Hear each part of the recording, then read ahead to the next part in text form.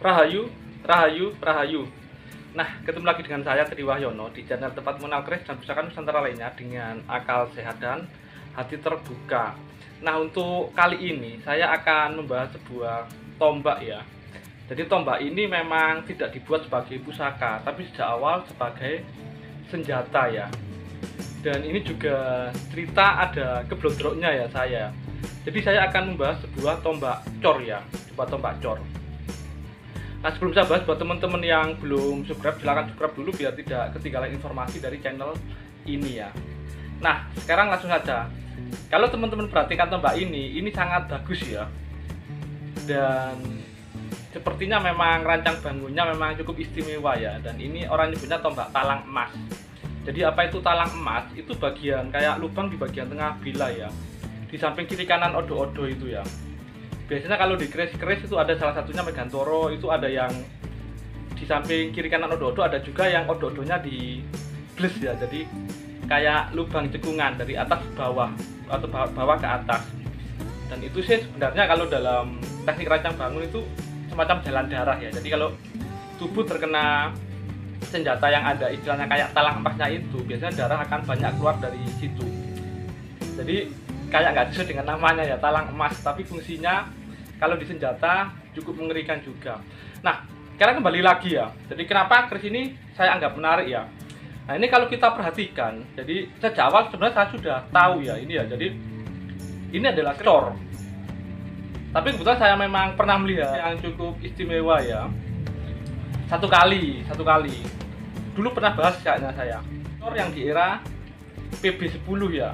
Ada nyebut rontek PB kayak gitu ya, yang dulu bilanya dipesan dari Belgia ya, dari Eropa ya, untuk para prajurit.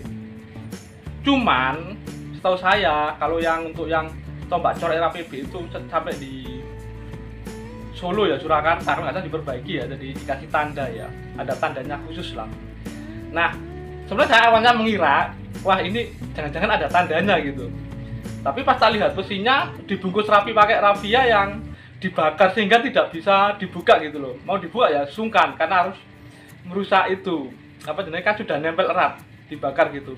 Ya udah saya gambling gitu, akhirnya saya ambil gitu.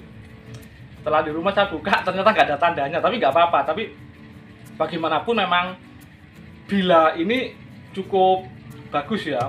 Jadi memang awalnya retakannya tak pikir pernah diadu atau mungkin juga memang diadu, tapi yang jelas ini memang bukan tombak yang saya maksud di awal ya, yang saya kira ada tandanya di bagian besinya, ternyata nggak ada. Tapi ini tetap menarik dan tetap akan saya simpan ya, karena memang ini cukup bagus juga ya.